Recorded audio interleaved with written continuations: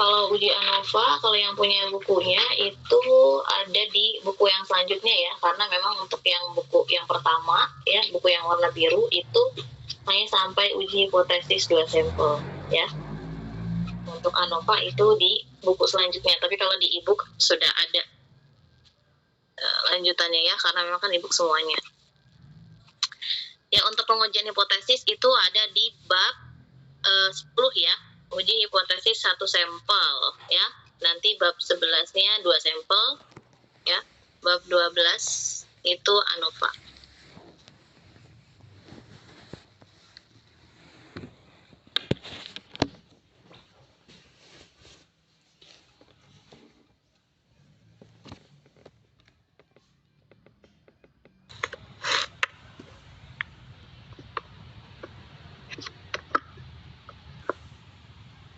Oke, ini saya ambil untuk yang kelas A itu dari file Ila Arianti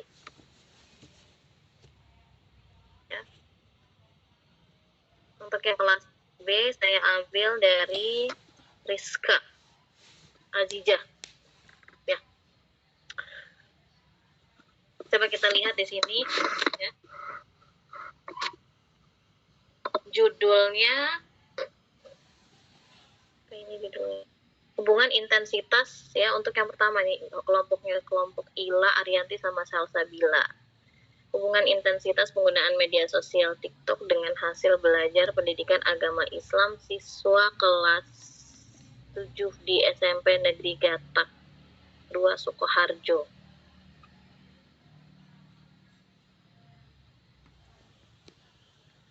Ini file skripsi ya?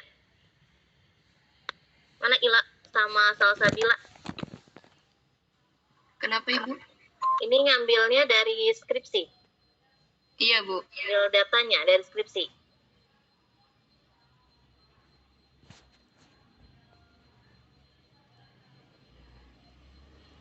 Terus data yang diambil apa nih?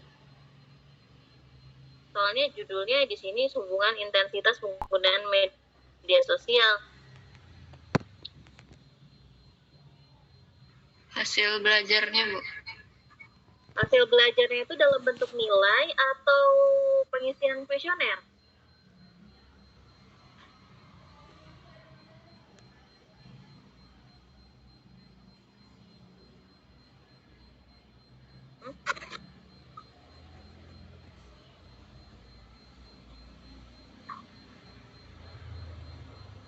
Hasil nilainya atau nilainya dalam bentuk angka, misalkan nilai PAI-nya, atau dalam bentuk kuesionernya? Soalnya di sini judulnya hubungan intensitas penggunaan media sosial, ya. Di bagian intensitas penggunaan media sosialnya ini nih dengan hasil belajar pendidikan agama Islam. Bahkan sebenarnya cuma ngambil satu data aja ya. Datanya mana nih?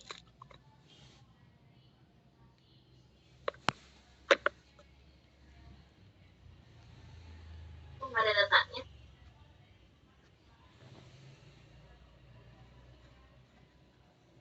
Ada data interpreter.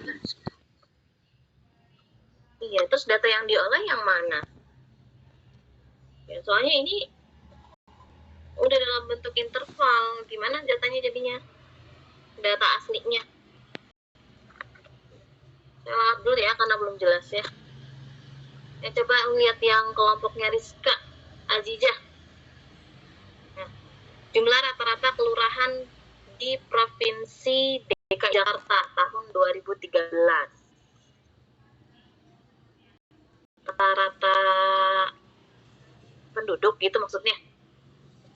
Coba ini kelompoknya Ahmad Nurizki, Maulana, Rizka. Enggak Bu, rata-rata penduduknya Bu, tapi rata-rata kelurahannya Bu yang ada di Jakarta Bu. Oh, jumlah kelurahannya? Iya Bu. Oh, yang di Provinsi DKI Jakarta. Oke, sekarang datanya, oh ini, ya, maaf. Terus saya baca. Oh ya, Jakartanya ini dibagi ke dalam 1, 2, 3, 4, 5, 6, ya, 6 ya. 6 kota di Jakarta, terus masing-masing ada jumlah kelurahannya, boleh ya. Terus di sini populasinya seluruh kelurahan DKI Jakarta. Populasinya ya masuk Pak. Jumlah populasinya itu 231. Oke. 231 karena masing-masing di sini Jakarta Barat ada 56, Pusat 44 dan seterusnya. Di jumlah 231 benar ya ini di jumlah? Iya, Bu.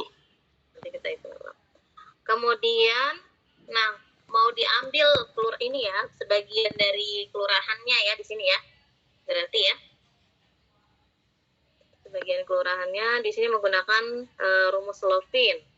Ya, rumus Lovinnya ini signifikansinya berapa ini? Pakainya 10 ya? Iya, Bu, pakai 10%, Bu. Ya. Oke, alfanya 10%, berarti 0,01 ya? 0,1, maaf. Ya, oke, 0,1 ini 231, bener ya. Terus jadi 69,78, maka diambil 70 kelurahan ya. Minimal 70 kelurahan. Nah, karena diambil jumlah sampelnya itu sebanyak 70, oke. Berarti di sini metode pengambilan sampelnya menggunakan stratified random sampling, berarti berdasarkan peta. Nah, ini mungkin lebih tepatnya klaster kali ya. Oh, enggak ya, bisa juga. Bisa. Berarti ini diambilnya sebagian-sebagian ya, sesuai dengan jumlah proporsinya ya. Oke, Jakarta Barat berarti proporsinya 0,24 ya. 0,24 ini didapat dari berapa? 56 dibagi 231, Bu. Oke, benar ya. 26 dibagi 231 ya dikali 100. 26 dibagi 231 ya. Persentase baru dikali 100. Oke, 0,24. Terus sampelnya 17 dari 0,24 dikali 70, Bu. 0,24 dikali 70 ya. Benar. Oke, kemudian kita mau bikin interval kepercayaan ya. Nah, ini asumsi standar deviasi tidak diketahui. Itu kan. Oke, untuk yang standar deviasi tidak diketahui, formulanya mana nih formulanya? Ini ya. Jadi mungkin dibuatnya nanti bisa sih ini juga ya, dari bukunya mungkin pakai itu ya. Dikurangi T dikali S dibagi akar N ya. X ditambah T S dibagi akar N ya. Oke, berarti kita butuh, karena di sini standar deviasinya tidak diketahui, jadi kita cari ya.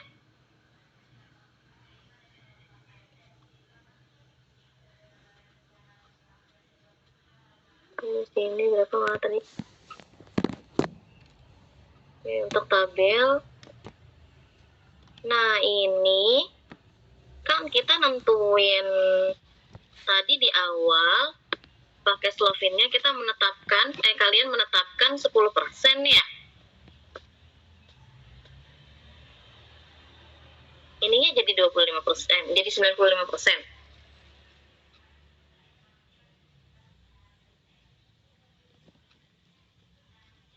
Harusnya 10% ya, 90% ya, Bu.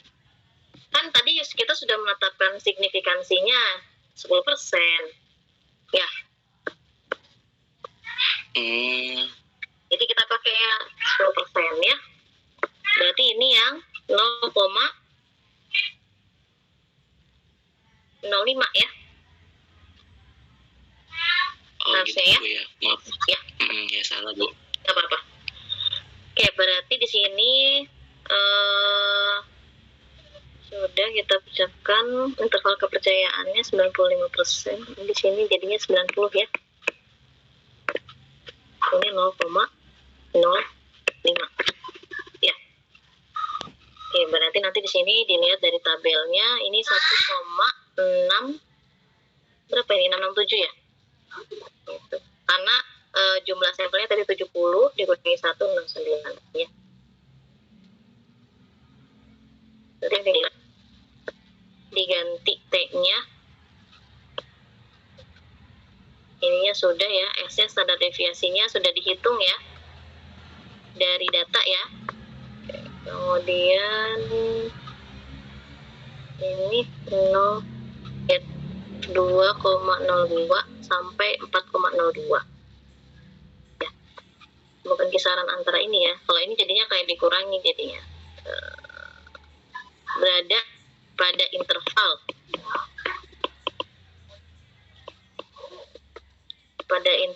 negatif 2,02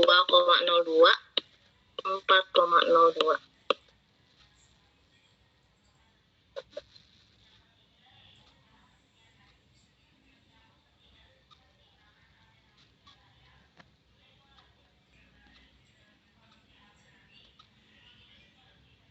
Terus coba yang tadi mana ini? Balik lagi ke sini. Ini gimana nih? Ila datanya sama Salsabila. Ini metode pengambilan sampel sebentar. Jumlah populasinya banyak 321. 321 itu siswa. Jumlah siswa kelas 7 ya. Terus diambil sampel sebanyak 178 ya menggunakan rumus Lovin. Dengan tingkat signifikansinya errornya itu sebesar 0,05 atau 5% ya. Iya, Bu. Terus ini proportionate stratified random sampling. Nah, ini juga datanya mana nih? Kan kalau kelas 7 kan mungkin ada kelas A, kelas B, kelas C kan. Kalau mau menggunakan stratified random sampling berarti ya dilihat dulu berdasarkan kelas-kelasnya. Terus dicari proporsinya atau persentasenya, baru nanti ditentukan sampelnya berapa masing-masing. Ya ini datanya dulu nih harus jelas nih, kelas A-nya berapa, kelas B-nya berapa, jadi bisa ketahuan nih ya. Terus jadinya juga apa nih? Interval ini data dari mana nih? Yang ini interval. Kan ini kalau misalkan memang melihat dari, makanya sih lihat dulu ini datanya mana nih. Kalau misalkan hasil belajar berarti mungkin nilai akhir dari mata pelajaran PAI gitu kan, berarti nanti kan dilihat tuh kalau misalkan menggunakan stratified, misalkan yang kelas A terhitungnya hanya 10 gitu ya, diambil sampelnya, berarti nanti dilihat kan masing-masing hasil belajar dari kelas A-nya itu untuk mata pelajaran PAI-nya atau mungkin nilai akhirnya gitu. Nggak tahu ini hasil belajarnya itu apakah nilai UTS, nilai UAS, PTS ya. Sekarang mau PTS, PAS atau nilai rapot. Ya. Ya, ini masih belum kelihatan. Kalau ini interval kepercayaannya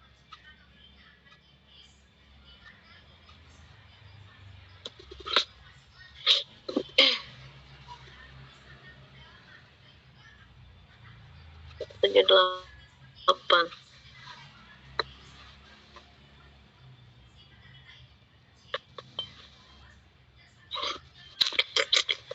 Ini juga nanti diperbaiki nih.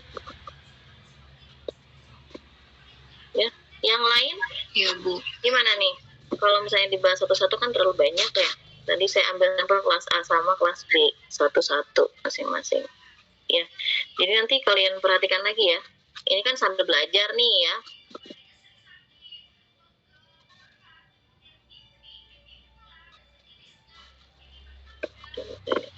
Ini kelas A datanya sih. Kelas coba.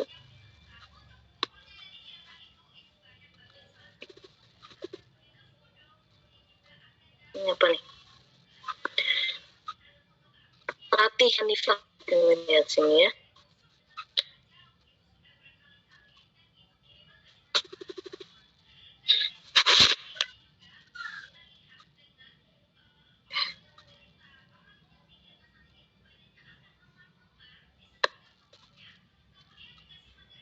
dan Hanifah. Ini judul penelitiannya pengaruh layanan virtual terhadap pemanfaatan. Ini datanya data kuesioner. Ya nggak sih? Ya Ibu, data kuesioner. Nah, terus ini dapetnya gimana nih? Dapat asumsi standar deviasi tidak diketahui. XI, X1 sampai dengan 93. Dapat dari 120 dan seterusnya. Kan harus tahu dulu ya. Misalnya, kayaknya saya cari datanya data kuantitatif deh. Itu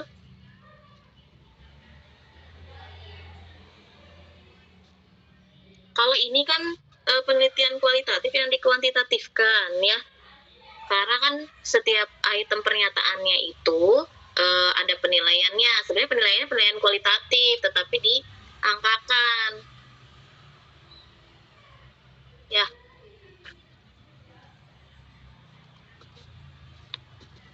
Itu janjian kelas A banyak yang gini semua.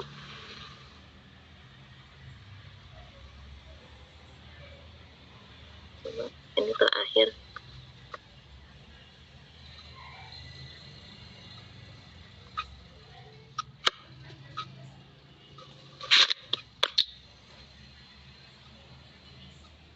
Ini apa nih? Ini juga pengaruh penggunaan gadget. Ya, ini juga penelitian kuantitatif dan kuantitatifan. Ya. Ini juga uji validitas belum ya, belum sampai ke sana-sana. Saya kan hanya minta bikin interval kepercayaan ya. Tapi kan tentunya untuk bikinnya itu ada kasusnya dulu kan, ya. Penelitiannya tentang apa, kemudian ya tadi jumlah populasinya berapa, populasinya apa, jumlah populasi, baru ambil sampel dan seterusnya sampai membuat interval kepercayaan. Kan contoh dari saya itu ya PK mahasiswa kan ya? Iya Bu, IPK. Ya. Ya, kalau tadi saya udah lihat 3 ya, yang kelas A. Jadi asumsi saya kelas A semuanya seperti itu. Ya. Ya sudah, nanti sambil kalian pikirkan lagi ya, karena memang kan nanti UTS-nya juga ya harus ngambil data kuantitatif ya. Oke, kita lanjut ke uji hipotesis satu sampel ya. Sebelum pengujian hipotesis satu sampel ya, di sini perlu kalian ketahui prosedur dari pengujian hipotesis. Nah, hipotesis sendiri itu adalah dugaan sementara yang harus dibuktikan ya. Dugaannya itu nggak sembarang diduga aja udah gitu kita terima, tetapi harus dibuktikan dengan suatu prosedur pengujian hipotesis. Nah, pengujian hipotesis itu ada 5 tahapan ya. Jadi di sini untuk hipotesisnya sendiri itu adalah dugaan sementara ya.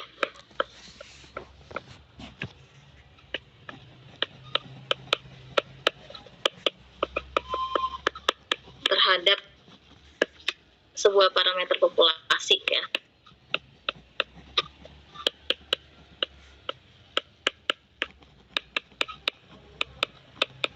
Ya, misalkan ketua jurusan X nih menduga bahwa rata-rata IPK mahasiswa jurusan ekonomi syariah angkatan 2022 itu adalah 3,51. Nah, itu masuknya adalah dugaan sementara yang harus kita buktikan ya kan.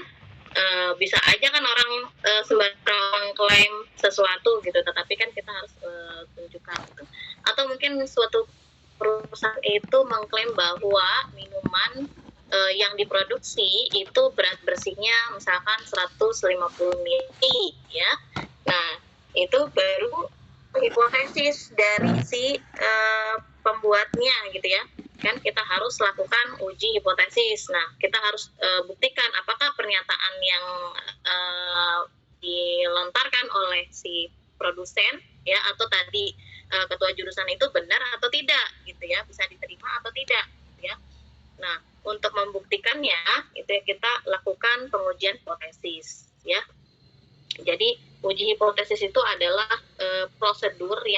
digunakan untuk membuktikan suatu hipotesis ya.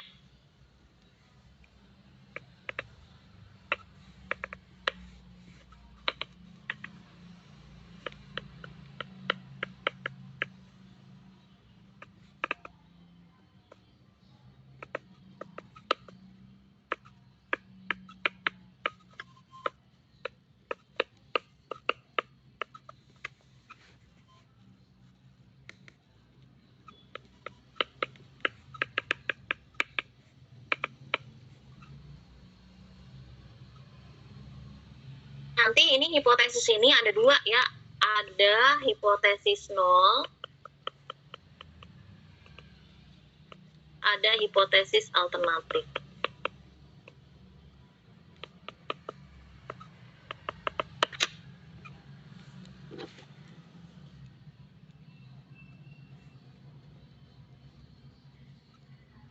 Ya, nanti hipotesisnya juga itu suatu pernyataan ya. Suatu pernyataan tadi tentang dugaan parameter populasi. Nah, hipotesis alternatifnya itu adalah lawannya. Misalkan tadi ketua jurusan itu menduga bahwa rata-rata IPK mahasiswa itu 3,51. Berarti hipotesis alternatifnya tidak sama dengan 3,51 atau berbeda dari 3,51 gitu ya. Nah, untuk prosedur pengujian hipotesis itu ada 5 tahapan ya.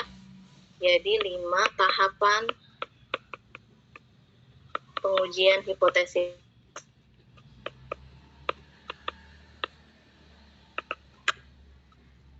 Ya.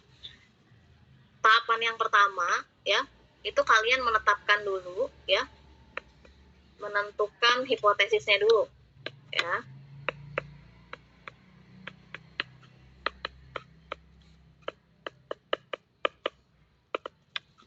Nah, nanti hipotesisnya ada hipotesis nol, ada hipotesis alternatif ya. Biasanya simbolnya hipotesis H1 atau ya. Atau ada juga yang menuliskan alternatif ya, HA.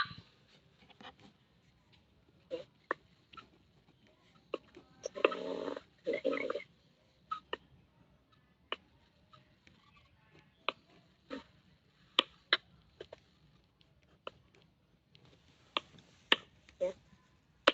Kemudian setelah menentukan hipotesis, yang kedua adalah menentukan signifikansi ya.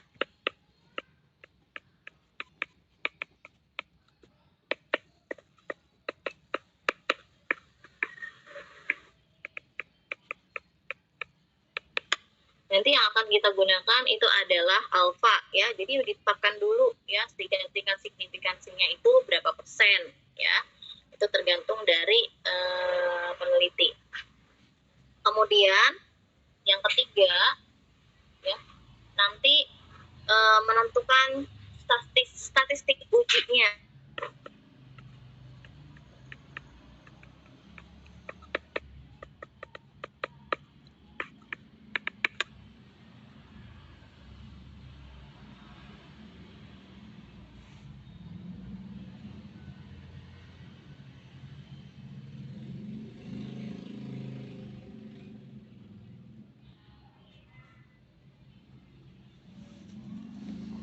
Nah, untuk statistik uji ini nanti ada 2 jenis ya, ada Z, ada T ya, bergantung kepada standar deviasi populasinya diketahui atau tidak ya.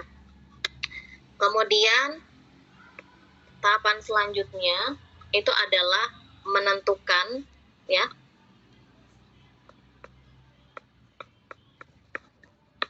menentukan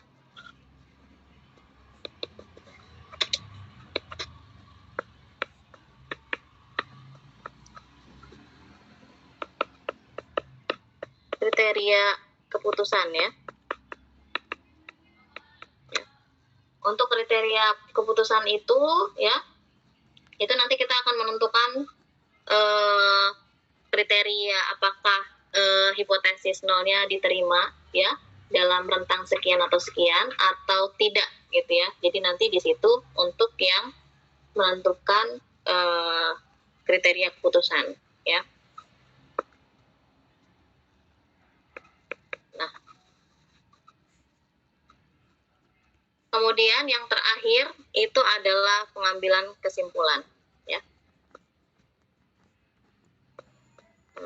Menentukan kesimpulan.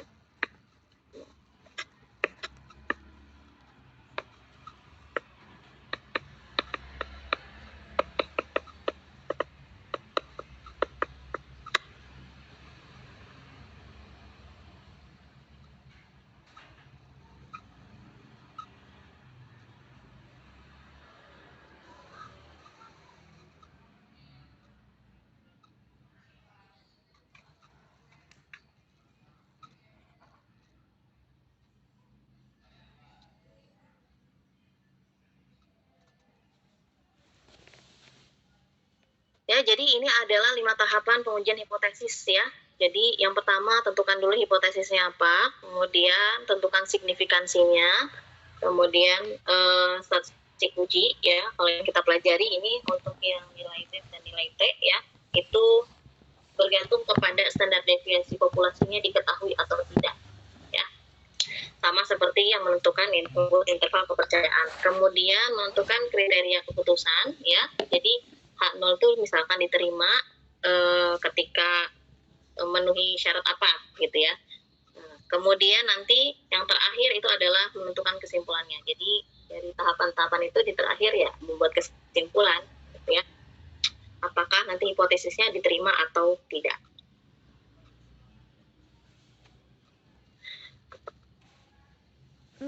Ya, kalau kalian lihat di sini ya. Nah, ini ya. Kalau di sini ada 6 itu tambahannya adalah membuat interpretasinya. Ya. Ya, jadi kalian bisa lihat di sini halaman 316 ya. Kalau di sini ada tambahan ya, tapi sebenarnya itu yang paling utamanya ada 5 ya. Karena kalau untuk ini misalkan kalau dalam ekonomi dan bisnis, kalau misalkan H0 itu diterima, artinya apa? Kalian harus menjelaskan secara ekonominya atau secara namanya bisnisnya seperti apa. Karena kan kasusnya beda-beda ya. Kalau misalkan hanya untuk mengetahui apakah diterima atau tidaknya, itu hanya sampai 5 ya tahapannya. Tetapi karena kalian ini kan nanti digunakan dalam kasus ekonomi dan bisnis, itu nanti harus diinterpretasikan hasilnya. Gitu. Maksudnya diterima itu seperti apa, maksudnya tidak diterima itu seperti apa, nanti kalian yang harus menjelaskan gitu ya, sesuai dengan kasusnya masing-masing ya. Nah, ini mungkin penjelasan lebih detailnya itu nanti kalian bisa pelajari ya, bisa dibaca di halaman 316 ya untuk yang di e-booknya. Kalau yang di bukunya sesuaikan saja, nanti dilihat aja di bukunya, ada di bab 10 ya, sama-sama di sebab 10 kok ya. Ya, nah ini tadi yang saya katakan uji statistik ya, berdasarkan standar deviasinya diketahui atau tidak ya. Nah, kalau untuk yang sekarang kita akan menggunakan statistik ujinya Z sama T-nya dulu ya. Kalau misalkan nanti ya bisa menggunakan statistik uji yang lain. Nah, ini untuk standar deviasi yang diketahui ya. Jadi rumusnya adalah Z sama dengan X dikurangi mu berdefiniasi ya. Untuk yang deviasi populasinya tidak diketahui,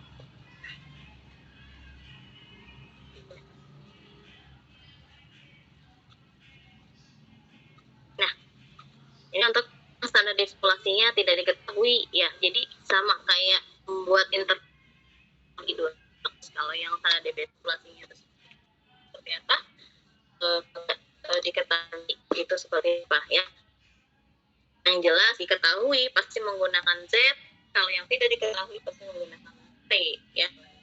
Jadi pada saat membuat kriteria keputusan ya di tahapan yang keempat, nanti kalian akan melihat berdasarkan nilai tabel ya. Tabelnya untuk masing-masing kasus. Kalau yang tadi diketahui standar populasinya, berarti lihat tabelnya. kemudian yang tidak diketahui berarti nanti tanya. Kemudian nanti kalian lakukan perhitungan ya, lakukan perhitungan nanti hasil itu untuk daerah penerimaan atau daerah penolakan hipotesis gitu. Ya.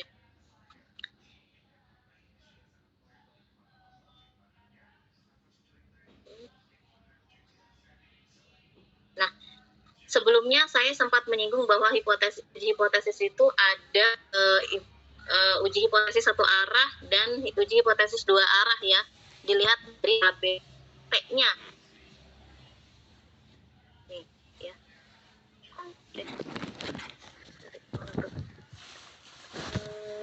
Tabel T ya. Kan sebelumnya sempat saya singgung ya mengenai itu. Nah, nih ya.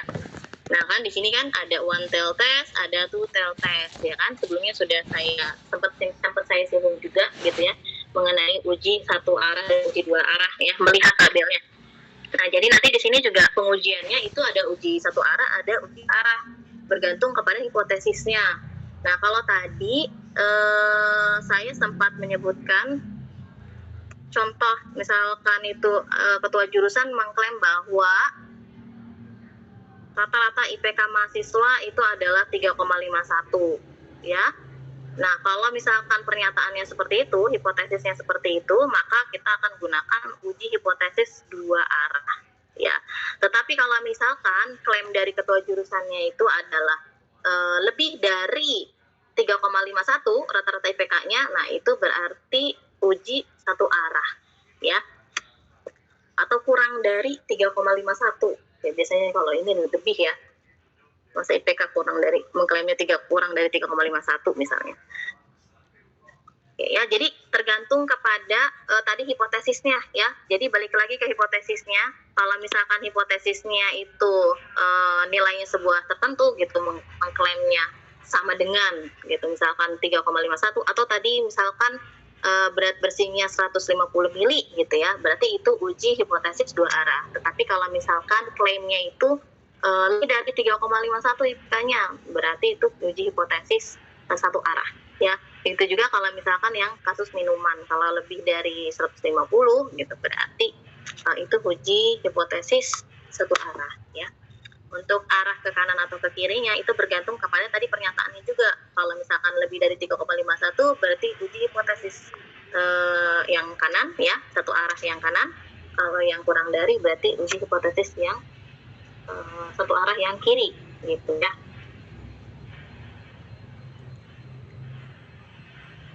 Nah, nanti di sini jadi sikapnya seperti itu ya kalau untuk uji satu arah, uji dua arah. Nanti kalau kalian mau lebih jelasnya lagi ya, itu bisa dilihat di bukunya. Nah, di sini ada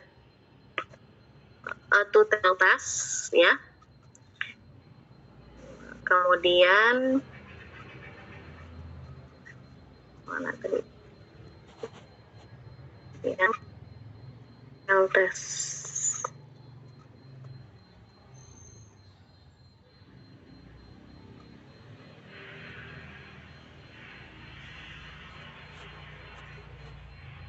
Nah, ini masuknya one tail test nih. Di sini ya. One tail test. Nah, ini nih ya.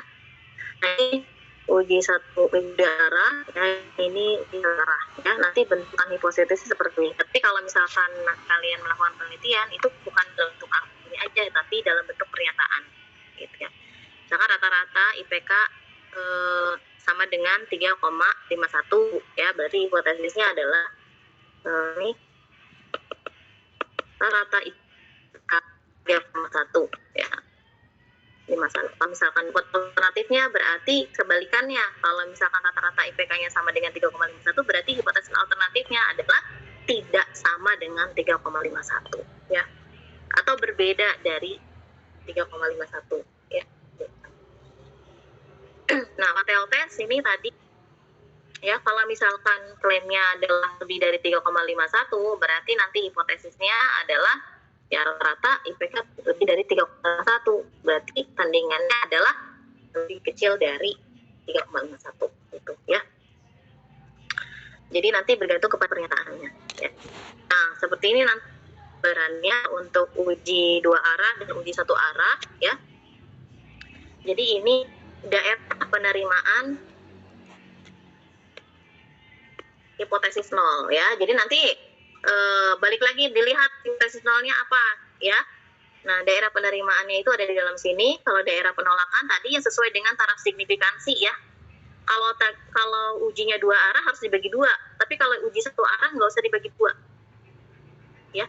Seperti tadi yang 95%, ya. Misalkan kalau ujinya 2 arah, berarti nanti daerah penolakannya ini masing-masing ya 0,025. Tetapi kalau misalkan uji 1 arah, berarti di sininya 0,05 gitu, ya. Makanya di sini nih kalau misalkan signifikansinya itu adalah 1% atau taraf kepercayaannya misalnya 99%, ya. Berarti signifikansinya itu 1% kan, ya. Nah, kalau uji 2 arah maka masing-masing dibagi 2. Nih, kalau ini kan makanya jadi 0,005, ya. Bagi 2. Tetapi kalau uji 1 arah ini tetap 0,01 gitu, ya. Jadi itu bedanya, ya. Untuk yang uji 1 arah dan uji 2 arah. Nah, kalau gitu langsung lihat contoh aja, ya. Nah,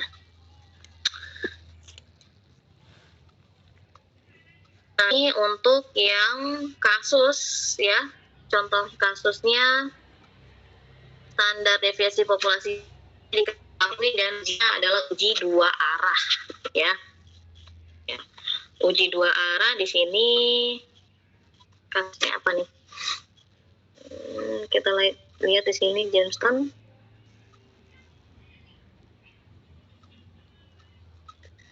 Jadi di sini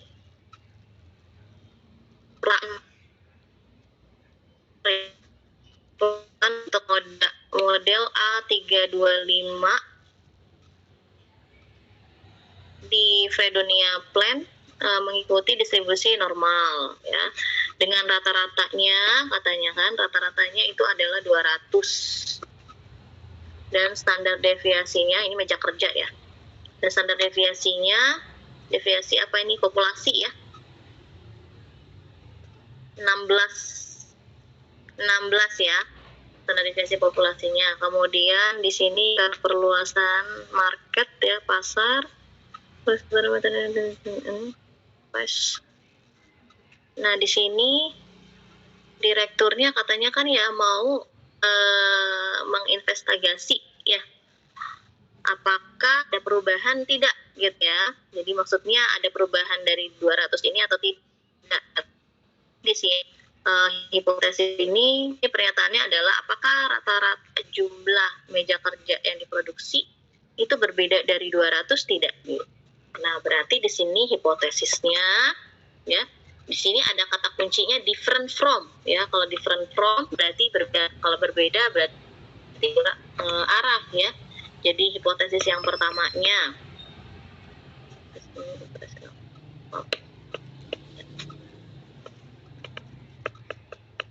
nah, di sini karena di sini rata-rata, ya, kalau kita tulis simbolnya ini mu, ya. Berbeda itu berarti tidak sama, ya.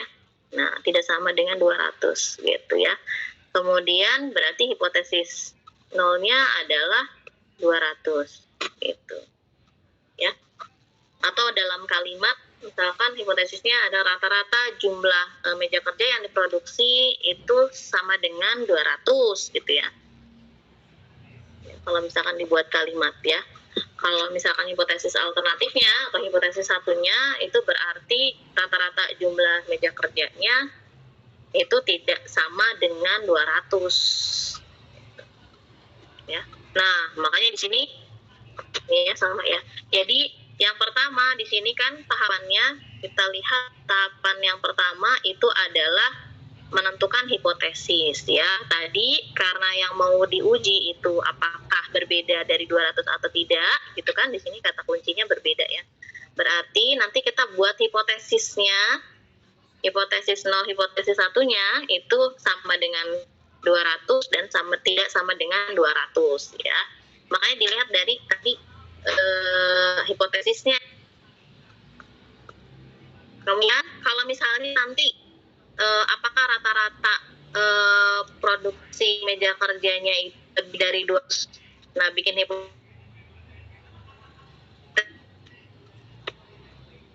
maka nanti bikin hipotesisnya kalau lebih dari 200, nah hipotesis alternatifnya yang kita buat lebih besar dari atau sama dengan 200 ya, maka hipotesis lainnya ya lebih kecil dari 200 gitu ya, kalau misalkan tadi ininya diganti dengan lebih dari gitu, ya. Kalau misalkan kurang dari berarti lebih kecil dari sama dengan 200 untuk hipotesis alternatif, dan hipotesis nolnya itu lebih besar dari ya. Jadi tergantung nanti ini kasusnya. Kemudian tahapan yang kedua itu adalah menentukan tingkat signifikansi. Nah ini tergantung si peneliti menentukan tingkat signifikansinya ya. Sebelumnya sudah sempat saya juga mengenai tingkat signifikansi itu kan ada dua jenis ya. Ada tingkat kesalahan 1, ada tingkat kesalahan 2. Yang bisa kita pakai itu adalah tingkat kesalahan 1 yang alfa. Kalau tingkat kesalahan 2 itu berarti yang beta. Nah tingkat kesalahan 1 sama tingkat kesalahan 2. Nah ada yang masih ingat bedanya apa? Kan tadi simbolnya satu mah alfa ya, yang satu lagi simbolnya adalah beta. Tapi penjelasannya mengenai tingkat kesalahan 1 itu apa sih? Sama tingkat kesalahan 2? Kalau Ibu tingkat izin kesalahan jawab, Bu. 1, Karena Siapa tadi yang mau jawab? Tabita. Tabita. Oke. Silakan. kalau tingkat ya izin menjawab Ibu. Kalau tingkat kesalahan 1 itu menolak hipotesis 0 padahal hipotesis benar. Kalau Iya. tingkat kesalahan 2 menerima hipotesis 0 padahal hipotesis salah. Iya, betul gitu ya.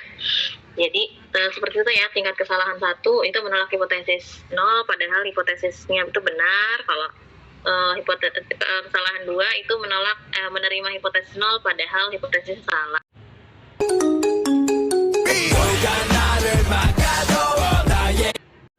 Tapi kan ada kesalahannya gitu ya.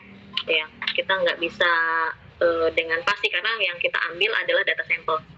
Nah, yang kita gunakan itu adalah yang tingkat kesalahan 1 ya, yang kesalahan jenis 1 yang alfa ya. Nah, makanya di sini nanti tergantung kalian mau menentukan signifikansinya itu berapa ya. Kalau tadi 5% silakan 5%, kalau 1% silakan 1%, 10% gitu boleh ya. Semakin besar ya, itu semakin kecil semakin baik ya tingkat kesalahannya, errornya gitu ya. Nah, kalau di sini menggunakan apa nih? 1% ya? 1%. 1%.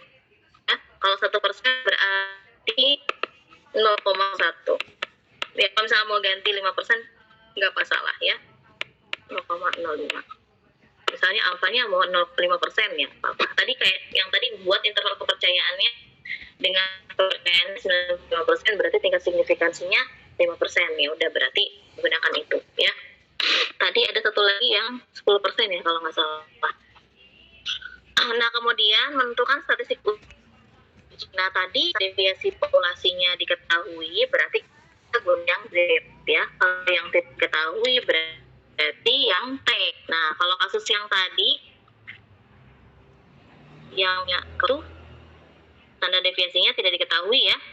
Jadi kita gunakan yang T.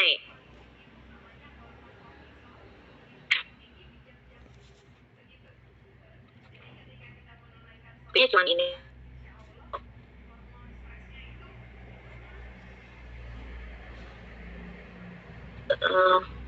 Di T ya, ininya jadi tetapnya arti X. Nah, jadi di sini nanti yang kita cari adalah nilai harus dihitung dari sampel tadi. Nah, kemudian menentukan kriteria keputusan. Ya, selanjutnya. Jadi tadi di sini untuk yang statistik uji, karena tadi standar deviasi populasinya itu diketahui, berarti kita menggunakan yang Z, ya. Nah, kemudian menentukan kriteria keputusan, ya. Nah, untuk menentukan kriteria keputusan itu dilihat dari signifikansi, ya. Nah, sama hipotesisnya. Nah, ini hipotesisnya itu kan hipotesis dengan kalimat berbeda dari berarti ini kan uji dua arah, ya. Ya. Kalau yang kasusnya seperti ini berarti ini uji dua arah, gitu ya. Dengan tadi alfanya 1% ya. Atau kita ganti deh 5% ya. Ya, misalkan 5% ya. Kalau sesuai dengan ini 1%. Ya. Nah, nanti uji dua arah ya, kalau kita buat distribusi normalnya ya kan, karena di sini asumsinya adalah distribusi normal ya. Makanya nanti pada saat penelitian kalian penting menguji apakah data yang kalian punya itu berdistribusi normal atau tidak. Ya, kalau misalkan tidak berdistribusi normal nggak bisa kita lakukan pengujian parametrik ya. Nah, di sini kalau misalkan alfa, karena uji dua arah ya, alfanya 5% ya, berarti di sini 0, atau 2,5% ya. 2,5% ya. Nah, uji dua.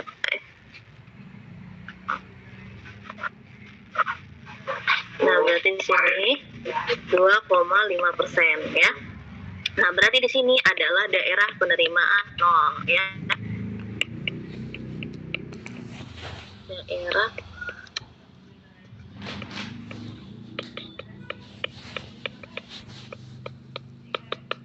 berarti yang di sini adalah daerah penolakan ya.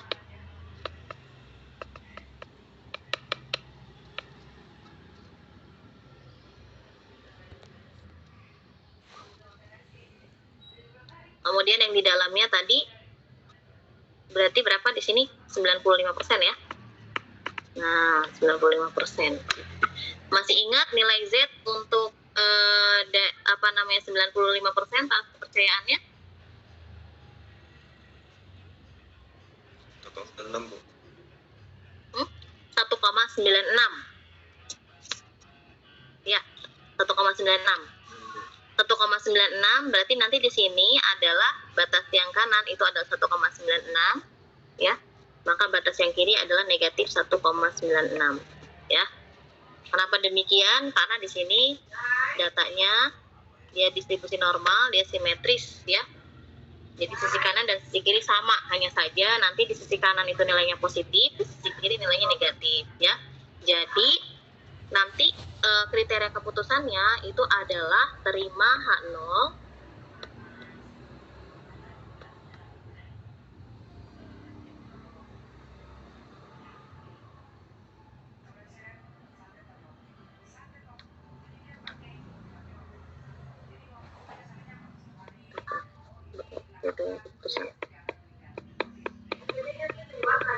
kriteria keputusan atau kriteria pengambilan keputusan ya.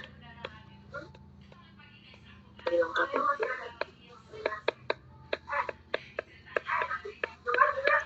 Nah, jadi terima hipotesis 0 ya.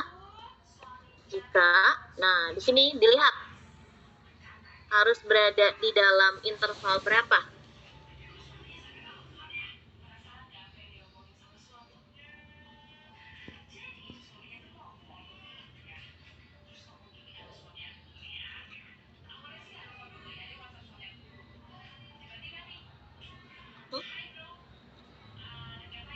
Itu kan sudah digambarkan tuh ya. Jadi terima H0 kalau apa?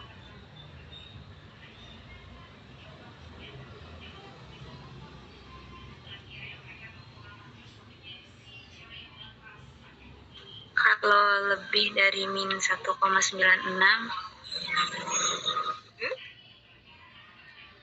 Terus? Terus batasnya kurang dari 1,96.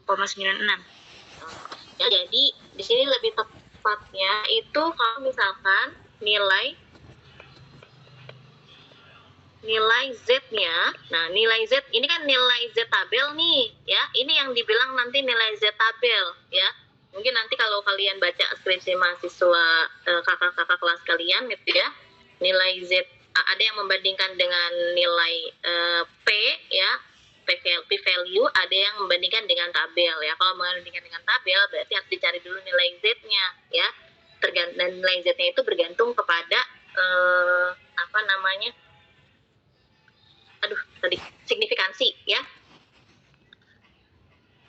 Nah, jadi di sini karena nilainya itu, nilai Z-nya itu tadi sudah dicari 1,96 ya, untuk yang setengahnya kan, ini kan 0,475 gitu ya, 450 ketika dicari 1,96, ini kan baru setengahnya nih, karena kita menggunakan buku Douglas ya. Kalau misalkan menggunakan buku yang lain, nanti dilihat lagi aturannya. Nah, kalau ini menggunakan buku Douglas, jadi di sini kita lihat setengahnya. Nah, setengahnya 0,4750 ya. Berarti nanti nilai di sini batasannya adalah 1,96 ya. Karena aturannya dari situ ya kalau di buku Douglas ya. Dari mulai setengah sampai nilai Z. Nah, ini adalah Z tabelnya. Maka karena sifat kesimetrisan dari distribusi normal ya, jadi yang sisi kirinya juga sama 1,96 tapi nilai negatifnya. Karena di tengah-tengah itu adalah nilai 0 ya. Gitu. Jadi kriteria pengambilan keputusannya itu adalah terima 0 jika nilai Z yang dihitung ya, nanti ya nilai yang Z yang dihitung itu ada di antara negatif 1,9 dan 1,96 ya. Jadi kalau misalnya nilainya 1,52, terima tidak H0-nya? Terima, Bu. Terima ya, karena masih ada di dalam antara tadi negatif 1,96 dan 1,96 ya. Yang dihitung ya, nilai Z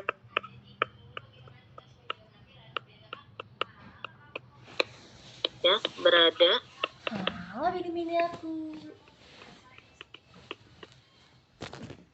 antara negatif 1,96 dan 1,96 gitu ya.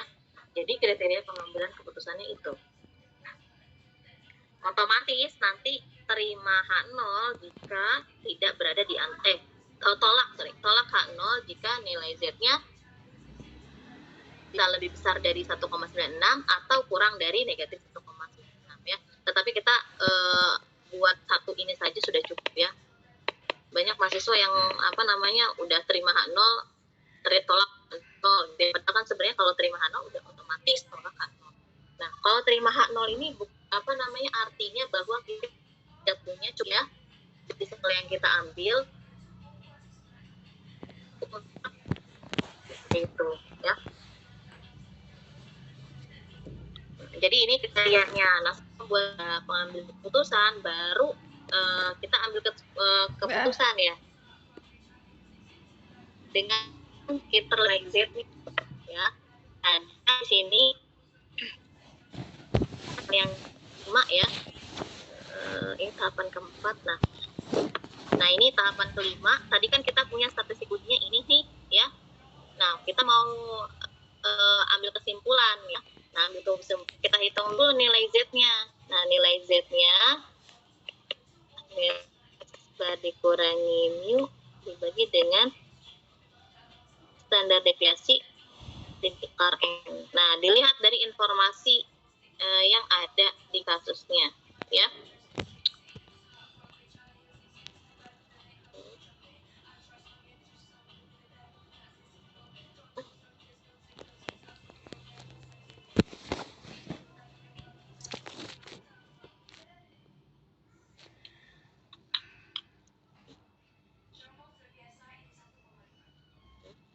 Nah, kemudian di sini kayaknya nggak disajikan nilai rata-rata sampelnya deh ya. Harusnya ada disajikan rata-rata sampelnya itu berapa. Sebenarnya ini nggak disajikan ya di sini. Tuh, ambil sampelnya dari sebuah populasi ya. Nah, dilihatnya ini adalah yang tahun lalu ya, 203. Nah, ini harusnya disajikan dulu datanya mana ya, kemudian dicari rata-ratanya ya. Ketika mencari rata-rata itu hasilnya 203,5. Nah, baru di sini diambil dikurangi dengan rata populasinya. Tadi kan rata-rata populasinya asumsinya 200 ya. Nah, 200 kemudian dibagi dengan deviasinya sudah diketahui di sini 16 ya. Jadi ini kurang informasi nih. Harusnya ada informasi tambahan tentang rata-rata sampelnya ya. Jadi rata-rata sampelnya belum ada.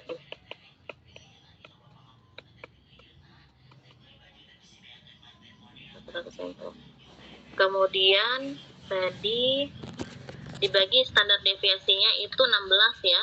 Ini kan standar deviasi populasinya 16, kemudian diambil. Nah, ini juga informasi pengambilan sampelnya diketahui. Ya, jumlah sampelnya juga.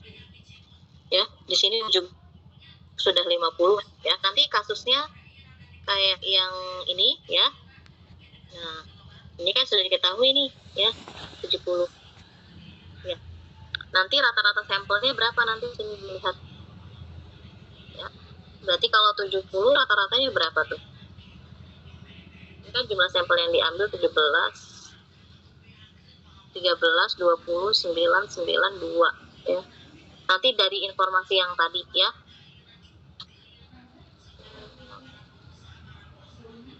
Nah, kemudian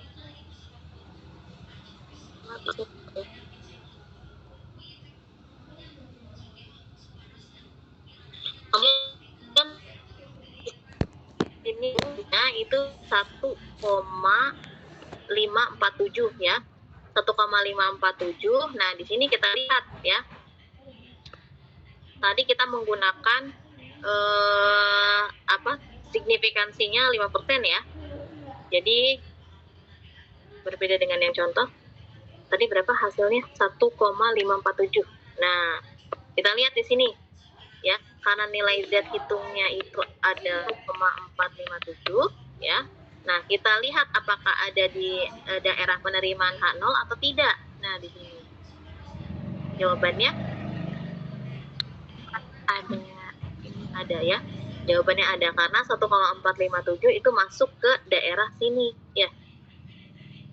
Nah, berarti kalau ada di sini, jatuh di sini, berarti kesimpulannya adalah terima H0 ya. Kita tidak punya bukti untuk menolak hipotesis 0. Ya. Sampai sini ada yang mau ditanyakan?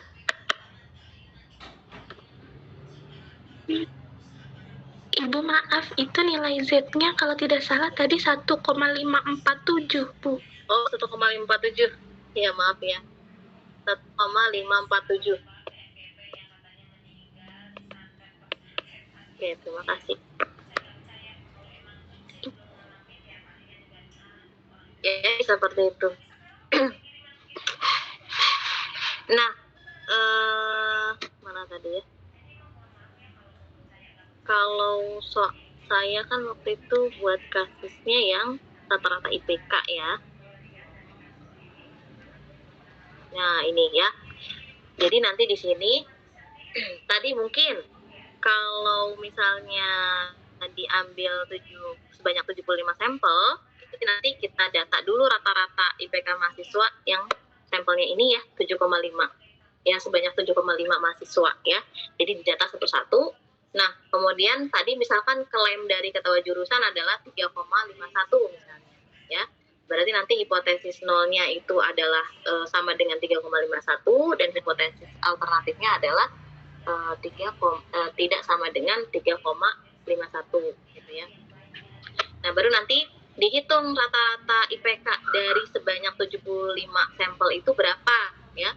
Misalkan ternyata rata-rata IPK sebanyak 7,5 mahasiswa itu adalah 3,43 misal ya.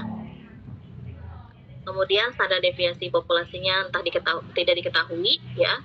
Berarti nanti kita hitung dari sampel sebanyak 75 ini. Nah, baru nanti kita gunakan tabel T-nya ya. Tabel T-nya kita pakai yang tabel T arah ya.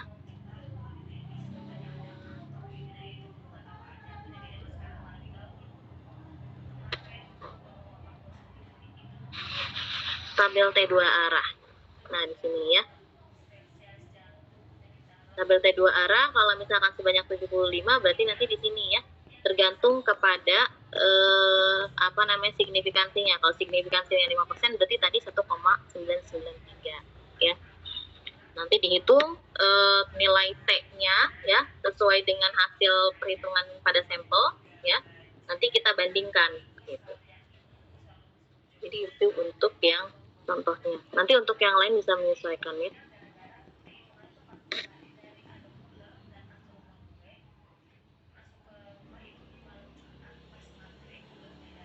Oke, selanjutnya ada yang ditanyakan lagi? Belum ada pertanyaan. Ada yang mau ditanyakan ini? Untuk yang uji hipotesis. Ini untuk yang dua arah tadi contohnya, untuk yang satu arah itu sama saja tahapannya, hanya saja tadi bedanya di hipotesisnya sama nanti di kriteria pengambilan keputusannya ya. Kriteria pengambilan keputusannya berarti nanti ya kalau misalkan lebih dari 3,51 berarti nanti dilihat ya hasilnya nanti di situ.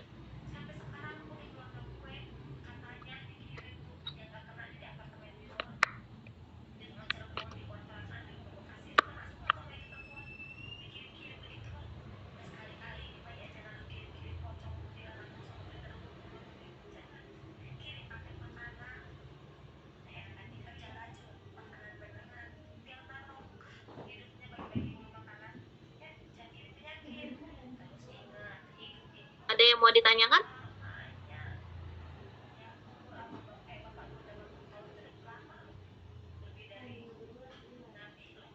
Nanti banyak tuh contohnya di sini. Ini untuk yang dua arah ya.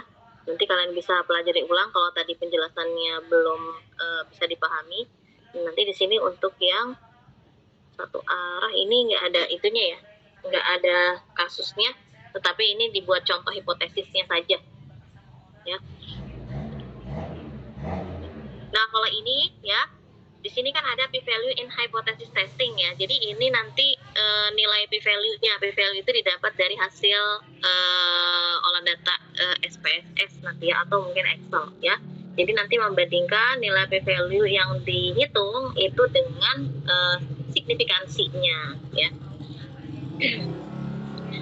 Kalau misalnya nggak mau pakai tabel ya bisa pakai p-value. Nggak usah dua-duanya ya, salah satu aja. Ya, kalau nanti kalian menyusun skripsi ya. Nah, ini untuk yang tadi standar deviasi populasinya tidak diketahui ya. Kita menggunakan statistik ujinya T. Ini khusus untuk yang rata-rata ya. Nah, ini nanti di sini ya.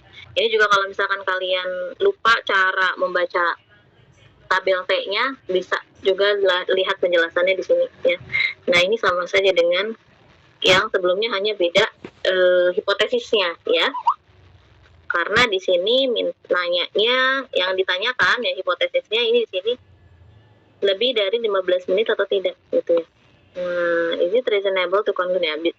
Masuk akal nggak kalau misalkan menyimpulkan bahwa rata-rata waktunya itu lebih dari 15 menit katanya. Kalau 15 menit berarti nanti di sini hipotesisnya itu lebih besar dari 15 ya.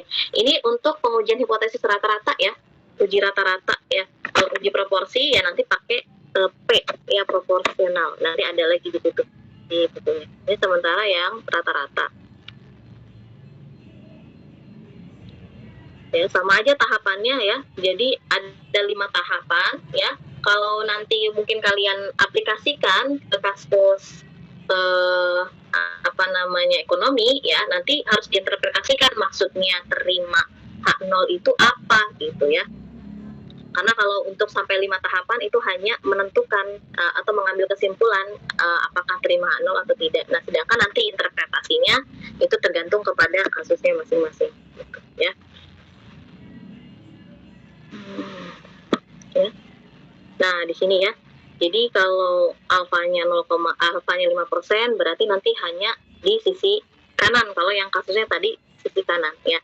Dilihat nih di sini hipotesisnya kan lebih dari 15 ya. Berarti nanti yang tolak uji arahnya adalah uji arah yang sebelah kanan ya. Ya, jadi nanti daerah penolakannya di sebelah kanan. Kalau misalkan nanti hipotesisnya adalah tadi lebih kecil dari 15, berarti nanti di sebelah kiri di sini daerah penolakannya, ya. Jadi daerah penolakannya nanti ada di sebelah kiri.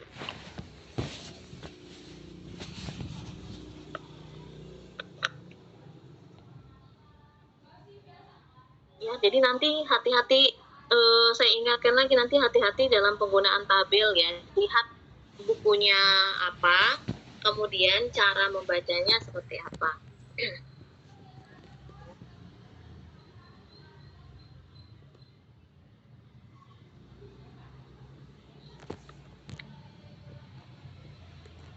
Ada yang mau ditanyakan?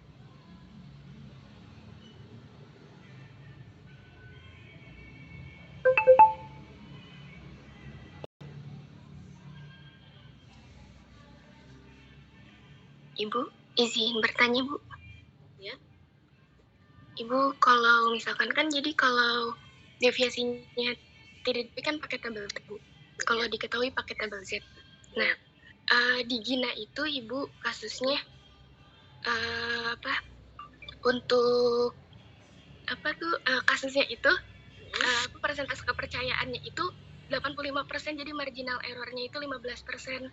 Sedangkan kan deviasi sampai itu ya deviasi populasinya nggak diketahui. Nah, waktu pas nyari di tabel T, Bu, untuk persentase 85% itu nggak ada. Akhirnya Gina nyari tahu kan ya, Bu ya, kayak gimana nih selain pakai tabel T ataupun caranya kayak gimana. Akhir informasi kalau saya pakai tabel Z, kalau misalkan saya lebih 10. Gimana, Ibu? Enggak, kalau sesuai dengan teori ya, itu tetap harusnya menggunakan tabel T karena standar deviasi populasinya nggak diketahui, gitu ya. Jadi paling ya Gina tuh pilihnya yang memang ada taraf kepercayaannya yang ada di tabel T. Ya coba kalau lihat ke tabel yang lain siapa tahu ada informasi yang 85% ya. Kalau yang di sini kan hanya ada 80, 90, 95 dan seterusnya gitu. Karena secara teori ya, kalau misalnya standar deviasi populasinya itu tidak diketahui, itu menggunakan tabel T. Kalau diketahui menggunakan Z gitu. Oh iya, Ibu. Iya, kalau itu perlu ditelusuri itu pakai buku apa. Ya, kalau memang ya kalau setahu saya seperti itu ya, karena memang saya pelajarinya seperti itu. Kalau memang tidak diketahui ya harusnya T gitu. Kalau yang diketahui harusnya Z ya. Kalau memang ada ya saya perlu baca dulu bukunya ya. Gitu. Karena teori yang saya ketahui itu. Jadi memang harusnya itu gitu ya. Sesuai dengan teori. Sama ini, Bu. Oh iya. Kalau misalkan kalau di tabel T yang kita dapatkan dari buku modul ini kan ya, Bu, yang 12, kayak yang lebih runtut itu dari 1 sampai 100 ya, Bu. Untuk kayak 100 lebih ke 200-nya itu jaraknya jauh-jauh gitu, Bu. Jadi nggak detail itu. Iya, memang dia detail kalau di sini. Nah, mungkin bisa nanti menggunakan Excel ya. Karena untuk yang nilai Z juga bisa dicari pakai Excel. Ya, saya lupa itu waktu itu juga nggak sempat ngutak-ngatik yang pakai Excel ya. Jadi bisa menggunakan Excel ya, termasuk nilai Z-nya juga bisa dicari menggunakan Excel. Nanti coba saya cek lagi ya, cek lagi nilai T-nya, cara mencarinya di Excel. Iya, Ibu. Kalau misalkan ternyata tidak menemukan ya, alternatif lainnya adalah menggunakan p-value tadi ya, nanti pada saat melakukan pengujian hipotesis ya. Karena nanti di SPSS ataupun di Excel itu nanti muncul nilai P-nya ya. Nah, nanti akan kita bandingkan dengan signifikansi yang kita buat gitu. Misalkan signifikansinya mau tadi 85% gitu, dibandingkan nilai p-value-nya gitu dari situ ya.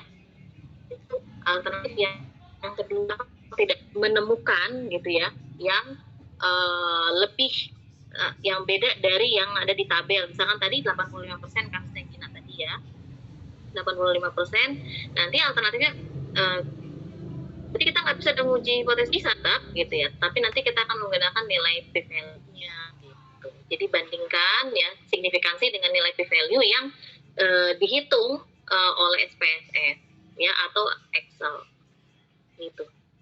Sama halnya dengan tadi kalau nggak menemukan derajat kepercayaannya 105 gitu ya, karena di sini tabel sini nggak ada nih di buku 12 ya.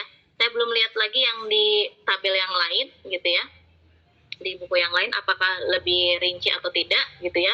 Kalau misalkan di sini nggak ada, oh ya udah berarti alternatif lainnya itu adalah menggunakan p-value ya, karena kalau p-value itu nggak lagi pakai derajat kepercayaan atau DF-nya, tidak lagi dilihat berdasarkan yang ada di tabel berapa interval kepercayaannya gitu ya. Kita bisa menghitung dengan macam-macam gitu ya.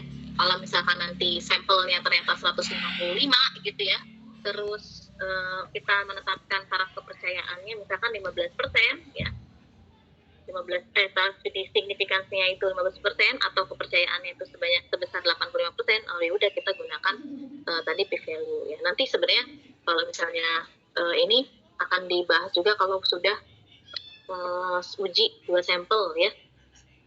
Ini teorinya dulu ya. Seperti itu Gina ya. Iya Ibu, makasih. Nanti kalau ini coba dicek lagi buku apa yang dia gunakan, kok bisa menentukan untuk yang standar deviasi populasinya itu tidak diketahui, masih bisa pakai Z.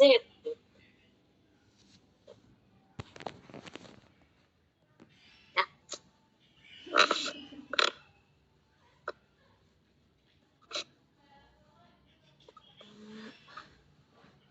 Ada lagi?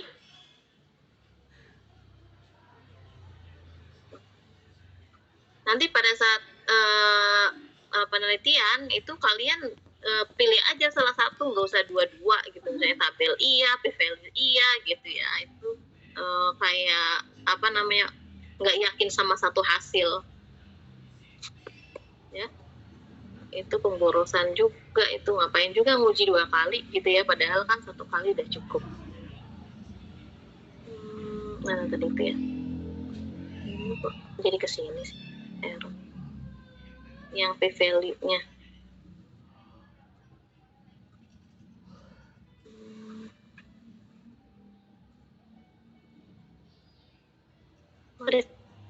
Saya lihat ada di ya nilai P-nya. Nah ini ya, jadi nanti menguji dengan menggunakan nilai value itu nilai ya, nilai P ya, nilai p-value itu nanti dibandingkan dengan signifikansinya.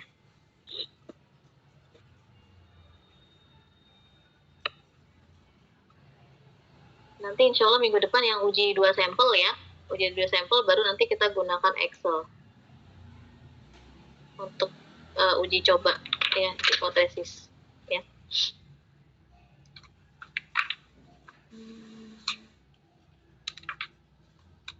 Ada yang mana tuh? Kalau di buku selanjutnya baru ANOVA ya. Abis ANOVA baru ini ya UTS ya. Tapi nanti sambil disiapkan aja. Tadi kan sambil latihan ya yang dikumpulkan sebenarnya tuh ya. Ya kalau tadi kan udah ada yang ini perlu detail juga datanya ya. Kalau yang ini mungkin tambahan detailnya itu kasusnya misalnya mau didata apa di setiap kelurahan ya. Kalau ini kan yang mau diambil jumlah sampel kelurahannya saja, tapi nilai apa yang mau dilihat gitu ya. Kalau nanti penelitian lanjutnya, ini kan baru menentukan jumlah kelurahannya di setiap kotanya, kemudian sampel yang diambilnya berapa kelurahan gitu kan. Nanti mungkin lebih detailnya yang mau dilihat apa ya, misalkan rata-rata pendapatan di di DKI Jakarta gitu kan. Nanti baru dilihat ada 6 kota, 7 ya, 6 benar.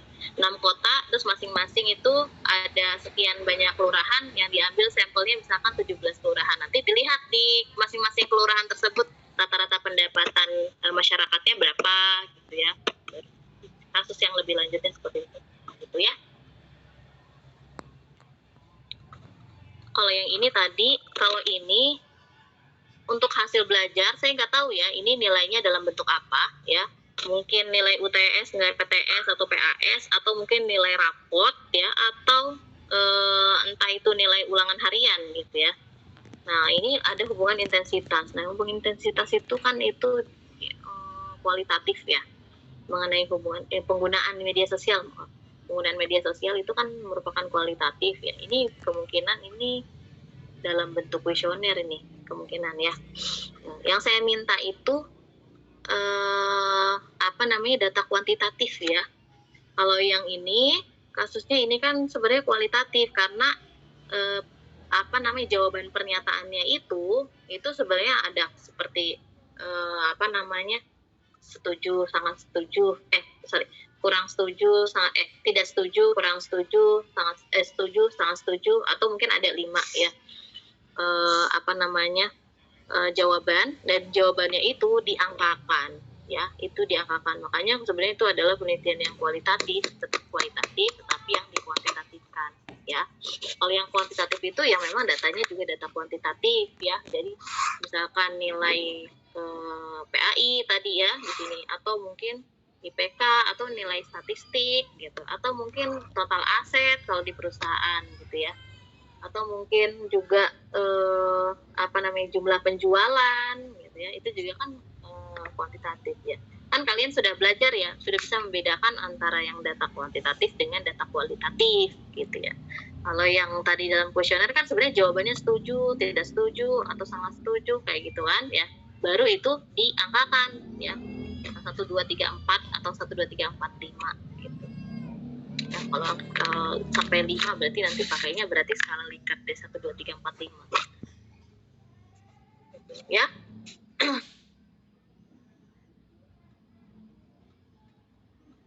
Ada lagi yang mau ditanyakan?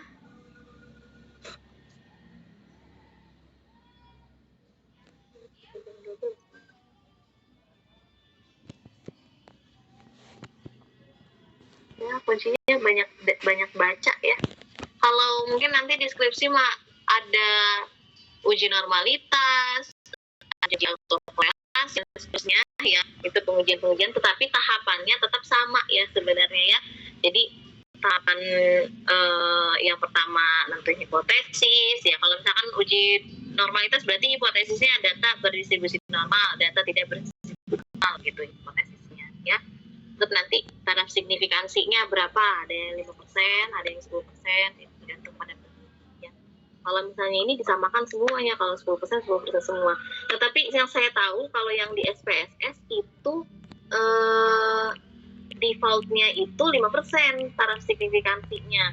Coba nanti kalian cek lagi kalau emang mau sudah 10% diubahnya dengan cara seperti apa ya. Saya udah lama soalnya nggak pakai SPSS, jadi saya nggak bisa ngutak-atik lagi. Memang nggak install juga lagi di SPSS ya.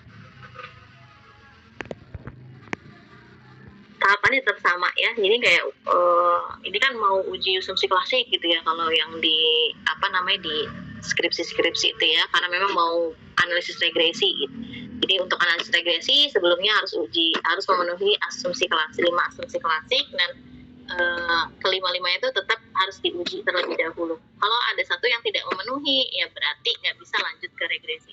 Nah makanya itu di situ tetap tahapan pengujiannya itu sama ya, cuma memang banyak skripsi yang melewatkan kelima-limanya itu tahapan. Hanya misalkan hipotesisnya itu berdistribusi normal ya, nggak digamblangkan misalkan langkah 1 hipotesis 1, hipotesis 0, hipotesis alternatif, langkah 2 signifikansi sama dengan paling juga dalam bentuk narasi ya, dengan menggunakan taraf signifikansi alfa, kriteria pengambilan keputusannya bla bla bla bla bla gitu. Baru nanti dihitung dengan menggunakan SPSS ya, atau ada yang menggunakan ETIUS ya. Itu untuk ya. Tapi kalian harus tahu gambaran dasarnya itu pengujian hipotesis itu ada 5 tahapan ya.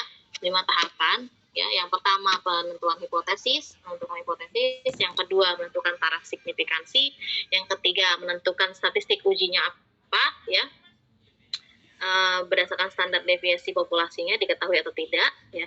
Kalau yang di buku ini itu yang diuji adalah rata-rata ya. Kemudian tahapan yang keempat itu menentukan kriteria pengambilan keputusan ya. Jadi menerima hak nol itu kalau apa ya. Nah, penjelasan kalau apanya itu harus kalian lihat dari hipotesisnya, apakah satu arah atau dua arah, kemudian signifikansinya ya. Kalau yang di buku ini kan diajarkannya yang menggunakan tabelnya, cara manualnya ya. Baru nanti kalau misalkan untuk selanjutnya itu kita coba gunakan Excel ya. Jadi udah dihitung nilai T-nya.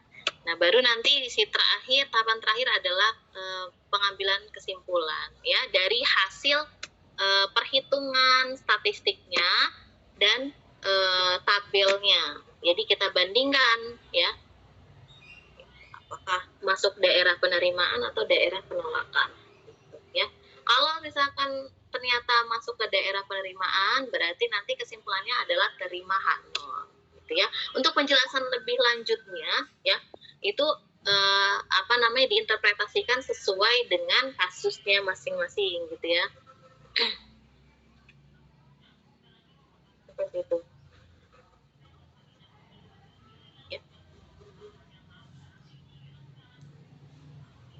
Itu pengujian hipotesis ya. Untuk yang satu sampel ya, jadi membandingkan satu sampel saja tadi kayak klaim bahwa rata-rata IPK-nya sebesar 3,51. Nah kalau nanti 2 sampel berarti nanti mau bandingkan nih rata-rata IPK kelas A sama kelas B sama tidak gitu. Jadi 2 sampel berarti 2 sampel yang berbeda. Gitu ya, kita mau bandingkan apakah sama atau tidak, atau lebih dari atau tidak, atau lebih kurang dari. Jadi seperti itu. Kalau ini rata-rata ini kasusnya satu sampel, jadi hanya satu saja yang dibandingkan gitu ya. Kalau misalkan yang 2 sampel berarti ada 2 sampel yang dibandingkan, misalkan kelas A sama kelas B gitu ya. Atau mungkin angkatan 2022 dengan 2023 gitu ya. Atau mungkin yang di mahasiswa UIN dengan mahasiswa Untirta ya. Jadi seperti itu. Ya.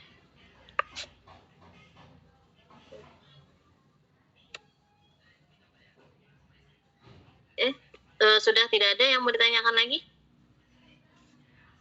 Kalau tidak ada, saya cukupkan pertemuan hari ini. Ibu, izin tanya Bu. Jadi untuk UTS itu dilaksanakan di tanggal?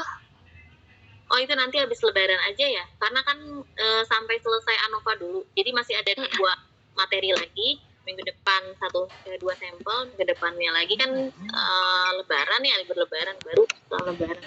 Atau mungkin nanti ada tambahan pertemuan gitu ya untuk supaya lebih cepat gitu. Ya. Yang penting sih, yang pasti sih harus diselesaikan dulu sampai ANOVA. Ya. Jadi kalau pengujian kan sudah tahu nih tahapan uji 1 sampel, uji 2 sampel nih seperti apa, terus ANOVA-nya. Nah baru nanti UTS-nya. Ya, kalau misalkan mau ngambil data yang sama sesuai gitu dan bisa digunakan itu bisa gitu ya. Jadi nggak perlu lagi misalnya menentukan sampel lagi, menghitung untuk menentukan ukuran sampelnya berapa, nggak lagi harus menentukan rumusnya atau mungkin pengambilan sampelnya gitu ya. Jadi kalau sesuai ya, makanya nanti kalau misalnya nggak sesuai gitu ya, berarti ya tetap harus cari. Kalau misalkan udah sesuai tapi berkelompok, berarti ya harus ada 2 orang, misalkan 3 orang, 2 orang lagi cari lagi datanya yang lain gitu ya. Oh iya Bu, sama ini juga tadi kalau misalkan ada yang salah data gitu Bu, skripsi gitu untuk salah data, jadi itu diperbaiki lagi aja ya Bu untuk tugas.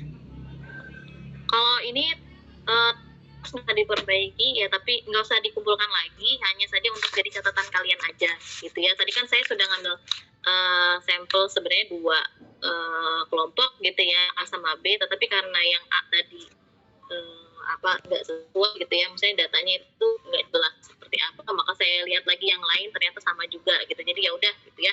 Jadi untuk catatan aja ke depannya ya, ini nggak jadi masalah ya,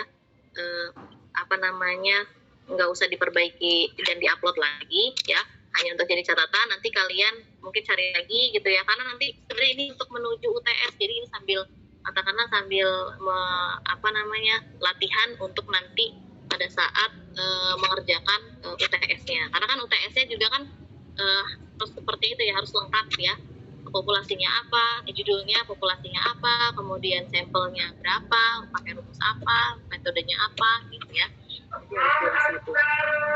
Dan nanti yang akan dinilai adalah yang UTS-nya ya, kalau yang ini hanya ya sudah dikumpulkan nilai ya. Baik Bu, terima Makanya kasih. penugasan resume ya, itu jadi bagian dari penugasan. Nah, untuk yang minggu depan ya, nanti lanjut materinya ya, mudah-mudahan bisa ketemu lagi minggu depan. Dan untuk tugas minggu depan ya, tadi ringkas saja ya, tadi tahapan pengujian hipotesis ya, dan penjelasannya ya. Ibu maaf, nggak kedengeran Ibu. Ya soalnya lagi azan. Sebentar ya, kalau gitu nanti saya tunda dulu.